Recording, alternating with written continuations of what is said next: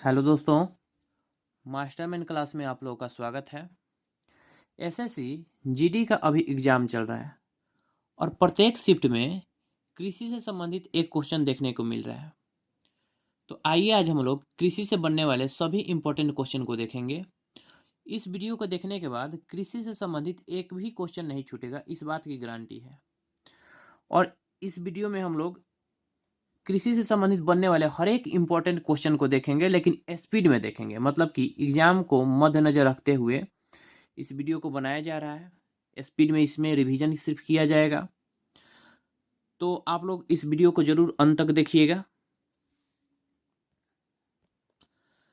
तो चलिए बिना समय गंवाए हम स्टार्ट करते हैं। देखिए, कृषि राज्य सूची एवं समवर्ती सूची दोनों का विषय है। यहाँ से क्वेश्चन आता है कि कृषि किस सूची का विषय है, तो राज्य सूची एवं समवर्ती सूची दोनों का विषय है। ऋतु के आधार पर फसल 3 प्रकार के होते हैं।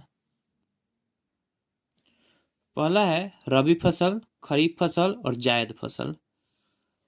रबी फसल शीतकालीन फसल भी होता है, जिसे अक्टूबर नवंबर में बोया जाता है और मार्च अप्रैल में काट लिया जाता है। रबी फसल के अंतर्गत गेहूं, चना, सरसों, मटर, आलू आते हैं।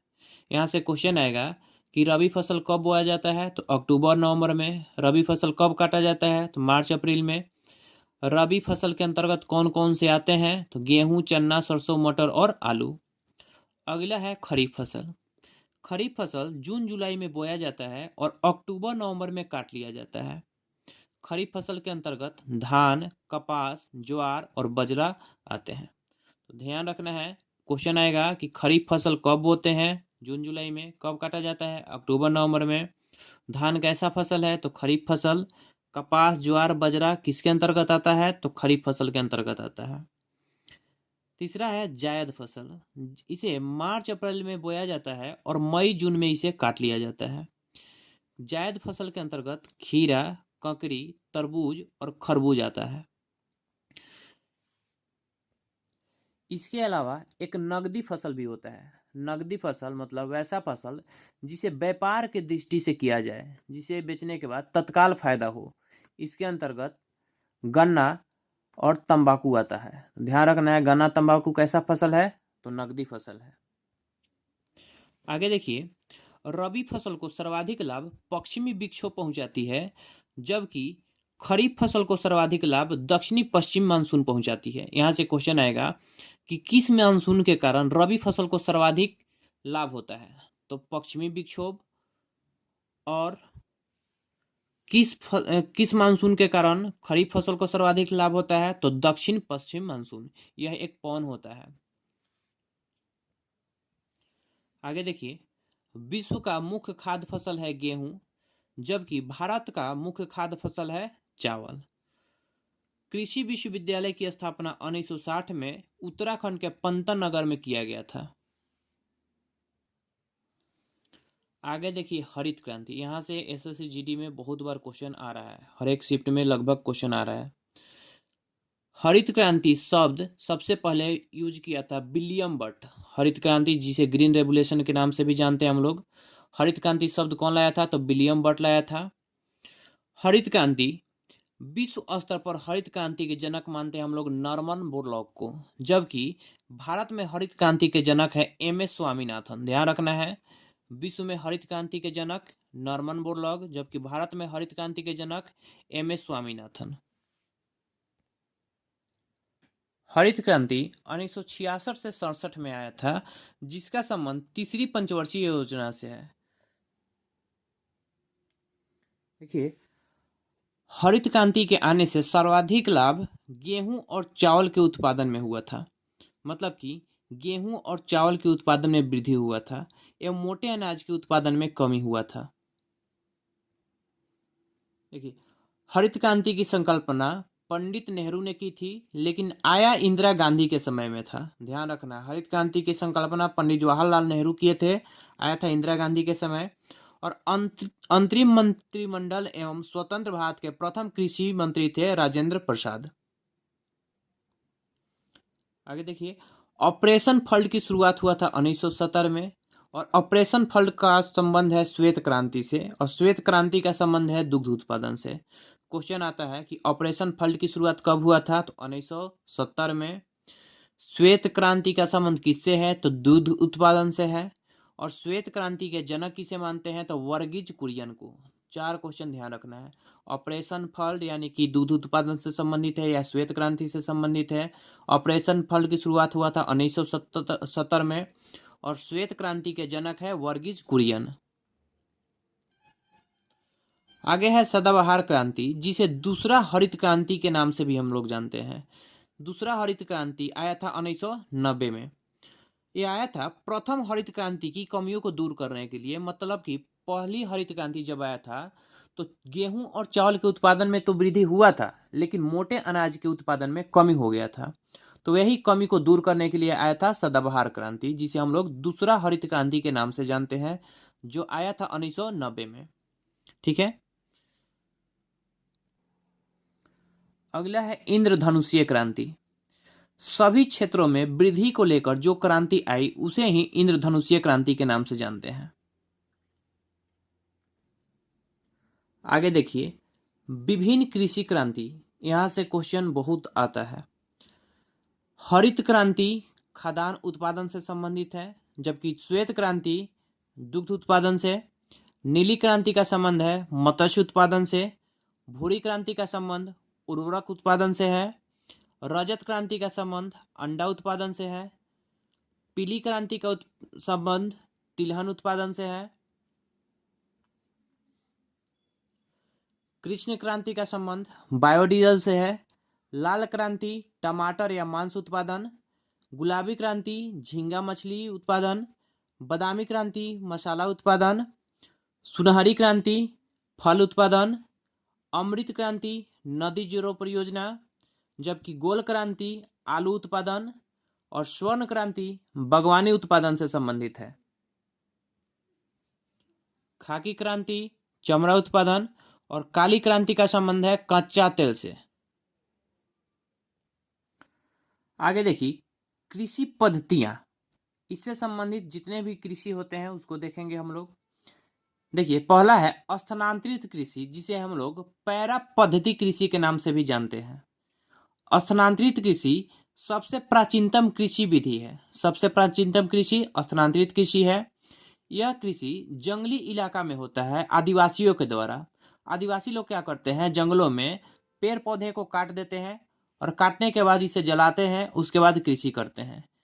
यह पर्यावरण की दृष्टि से बहुत हानिकारक होता है। होता क्या है, एक तो पेड़ कटेगा, जलाएगा तो प्रदूषण होगा, और जहाँ भी जलेगा वहाँ का मिट्टी खराब होगा। तो तीनों तरीका से यह गलत है। भारत सरकार इसको रोकने का प्रयास कर रहा है, लेकिन अभी पूरा तरह से रोका नहीं गया है। यह पर्यावरण की दृष्टि से बहुत खराब कृषि होता है। आगे देखिए, इसे कर्तन दहन कृषि भी कहते हैं। कर्तन दहन मतलब कि पेड़ों को काटते हैं और जलाते हैं, जिसके कारण इसे कर्तन दहन के नाम से भी हम लोग जानते हैं। स्थानांतरित कृषि को अलग अलग राज्यों में अलग अलग नामों से जानते हैं। जैसे कि पूर्वी राज्य में झूम कृषि कहते हैं, यानी कि झूम खेती। यह बहुत बार क्वेश्चन आया है, झूम खेती। हिमालयी क्षेत्र में इसे खील के नाम से जानते हैं, जबकि पश्चिमी घाट पर्वत श्रेणी में इसे कुमारी के नाम से जानते हैं। अंडमान निकोबार द्वीप समूह प्लस छत्तीसगढ़ के स्पेशल बस्तर जिला में इसे दीपा कहते हैं हम लोग, यही कृषि को। और आंध्र प्रदेश में इसे पेड़ा या पेंडू के नाम से हम लोग जानते हैं। जबकि मध्य प्रदेश और छत्तीसगढ़ में बेवर, डाहिया और डेपा कहते हैं। स्थानांतरित कृषि को ही मध्य प्रदेश और छत्तीसगढ़ में बेवर, डाहिया और डेपा कहते हैं। झारखंड में इसे कुरुबा कहते हैं, जबकि राजस्थान में वात्रा या वलतरे के नाम से हम लोग जानते हैं। और उड़ीसा में पामा डीवा के नाम से हम लोग जानते हैं। एक बार फिर से रिपीट करते हैं, सुनिएगा। क्वेश्चन था स्थानांतरित कृषि को और किस नाम से जानते हैं, तो पैरा पद्धति कृषि। सबसे प्राचीनतम कृषि विधि कौन सी है, तो स्थानांतरित कृषि है। यह कहाँ होता है, तो जंगलों में होता है। किसके द्वारा, तो आदिवासियों के द्वारा। वो लोग क्या करता है, तो पेड़ों को काटता है और जलाता है, जिसके कारण इसे कर्तन दहन कृषि के नाम से जानते हैं। और स्थानांतरित कृषि को अलग अलग राज्यों में अलग अलग नाम से हम लोग जानते हैं। जैसे कि उत्तरी पूर्वी राज्य में झूम कृषि, हिमालय क्षेत्र में खील, पश्चिमी घाट पर्वत श्रेणी में कुमारी, अंडमान निकोबार द्वीप समूह स्पेशल छत्तीसगढ़ के बस्तर जिला में इसे दीपा कहते हैं, जबकि आंध्र प्रदेश में पेंडा या पेंडू के नाम से जानते हैं। मध्य प्रदेश और छत्तीसगढ़ में इसे बेवर, डाहिया और डेपा के नाम से हम लोग जानते हैं। और झारखंड में कुरुबा, राजस्थान में वात्रा या वलतरे कहते हैं, जबकि उड़ीसा में पामा डीबा हम लोग कहते हैं। आगे देखिएगा, स्थानांतरित कृषि पर्यावरण की दृष्टि से अच्छा नहीं होता है। अभी बताए हम लोग कि पेड़ों को काटा जाता है, जलाया जाता है, जिसके कारण यह अच्छा नहीं होता है। यह कृषि मृदा अपरदन होता है। यह कृषि से क्या होता है? मृदा अपरदन, मतलब कि मिट्टियों का कटाव होता है, जो कि पर्यावरण की दृष्टि से अच्छा नहीं होता है। मृदा अपरदन रोकने के लिए झूम खेती यानी कि स्थानांतरित खेती पर रोक लगाना चाहिए, लेकिन अभी पूरा तरह से रोक नहीं लगा है। अगला है जैविक कृषि। जैविक कृषि पर्यावरण की दृष्टि से बहुत अच्छा होता है। इसमें उर्वरक का प्रयोग नहीं किया जाता है, ना ही हाइब्रिड का प्रयोग किया जाता है, मतलब कि हाइब्रिड बीज का प्रयोग नहीं किया जाता है। इसमें सिर्फ गोबर और कंपोस्ट यानी कि सड़े गले पदार्थों का प्रयोग किया जाता है, गोबर उबर से संबंधित। जैविक कृषि की अवधारणा का विकास अल्बर्ट हावर्ट ने किया था। अल्बर्ट हावर्ट ने जैविक कृषि को अपनाने वाला प्रथम देश था क्यूबा। उत्तरी अमेरिका का देश है क्यूबा, ध्यान रखना है।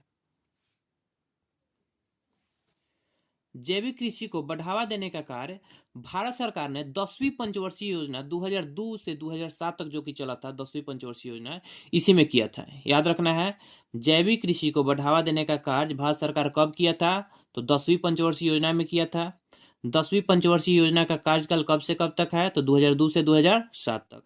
और जैविक कृषि को अपनाने वाला पहला देश कौन था? तो अभी बताए, क्यूबा था।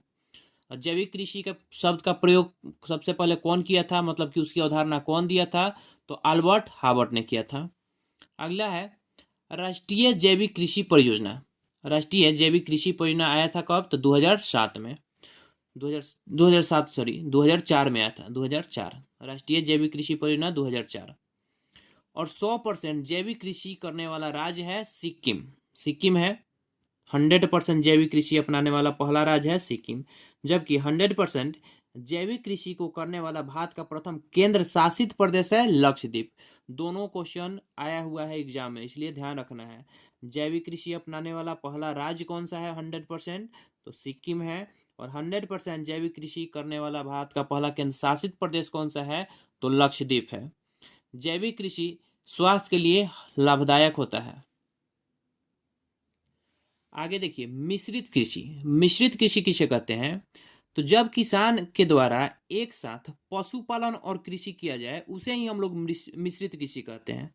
जबकि ऑप्शन देता है इसमें कि मिश्रित कृषि किसे कहते हैं। ऑप्शन रहता है पशुपालन के साथ साथ कृषि, दूसरा में रहता है एक साथ 2 फसल उपजाना। अधिकांश आदमी उसमें ऑप्शन लगा देता है, जबकि वह गलत है। याद रखना है, मिश्रित कृषि किसे कहते हैं? तो पशुपालन के साथ साथ खेती यानी कि कृषि करते हैं, उसी को हम लोग बोलते हैं मिश्रित कृषि। अगला है गहन कृषि। गहन कृषि किसे कहते हैं? तो जीवन यापन हेतु जो हम लोग कृषि करते हैं, उसी को बोलते हैं गहन कृषि। जैसे कि गांव में होता है कि एक ही खेत में लहसुन बोते हैं, उसी के डेरी पर मूली बो देते हैं, थोड़ा सा सरसों बो देते हैं। तो इस टाइप के जितने भी कृषि होते हैं, इसी को हम लोग बोलते हैं गहन कृषि। आगे है बागानी कृषि। फल फूल हेतु जो बागान लगाकर खेती किया जाता है, उसी को बोलते हैं हम लोग बागानी खेती। और अमेरिका में बागानी कृषि को ट्रक फार्मिंग नाम दिया जाता है। ट्रक फार्मिंग, चूंकि ट्रकों के द्वारा बड़े बड़े फल के बागान में वहां पे ट्रकों को लगाया जाता है और फल को तोड़ कर ले जाया जाता है, जिसके कारण इसे ट्रक फार्मिंग ही नाम दिया गया है। याद रखना है। आगे है विस्तृत कृषि। विस्तृत कृषि किसे कहते हैं? तो विकसित देशों में, जैसे कि अमेरिका हो गया, जापान हो गया, वैसे देशों में बड़े बड़े भूभाग पर आधुनिक तरीकों से यानी कि मशीनों के द्वारा, बड़े बड़े मशीनों के द्वारा जो खेती किया जाता है, उसी को बोलते हैं हम लोग विस्तृत कृषि। अगला है युग्म पैदावार कृषि। युग्म पैदावार कृषि किसे कहते हैं? तो जब किसान एक साथ एक ही खेत में एक ही समय में 2 फसल का उत्पादन करते हैं, तो उसे युग्म पैदावार के नाम से जानते हैं। ठीक है, ध्यान रखिएगा। जब किसान एक साथ एक ही खेत में एक ही समय 2 फसल का उत्पादन करे, उसी को बोलते हैं हम लोग युग्म पैदावार। जैसे कि गेहूं के साथ सरसों बो दिया जाए या फिर आलू के साथ मूली, इस टाइप मतलब एक ही समय में दो दो फसल एक ही खेत में, उसी को बोलते हैं हम लोग युग्म पैदावार। अगला है वाणिज्यिक कृषि। वाणिज्यिक कृषि किसे कहते हैं? तो जब किसान किसी फसल के अत्यधिक उत्पादन को लेकर रासायनिक उर्वरक, कीटनाशक, दवाई आदि का प्रयोग कर अत्यधिक उत्पादित कर बाजार में बेचता है, उसे वाणिज्यिक कृषि कहते हैं। इसका मतलब ये हुआ कि जो आप लोग बाजार में देखते हैं बड़े बड़े लौकी हम लोग जो देखते हैं बाजार में, उसको उसमें सुई मतलब कि इंजेक्शन दिया जाता है। इंजेक्शन देने के बाद उसको बड़ा बड़ा किया जाता है, उसको बेचा जाता है, मतलब कि व्यापार के दृष्टि से, ताकि ज़्यादा से ज़्यादा उसको फायदा हो सके। तो वही उस टाइप को के कृषि को हम लोग बोलते हैं वाणिज्यिक कृषि। जैसे कि पंजाब में चावल का खेती करना, इसमें होता है क्या है, तो कि ज़्यादा से ज़्यादा इसमें रासायनिक उर्वरक का ही लोग प्रयोग करता है, जिसके कारण वहाँ पे ज़्यादा फसल उगते हैं। आगे देखिएगा, हवा में पौधा उगाना को बोलते हैं हम लोग एरोपोनिक्स, जबकि जल में पौधा उगाना बोला जाता है हाइड्रोपोनिक्स। रेशम कीट पालन को बोलते हैं हम लोग सेरीकल्चर। मधुमक्खी पालन बोला जाता है एपीकल्चर। अंगूर उत्पादन विटीकल्चर।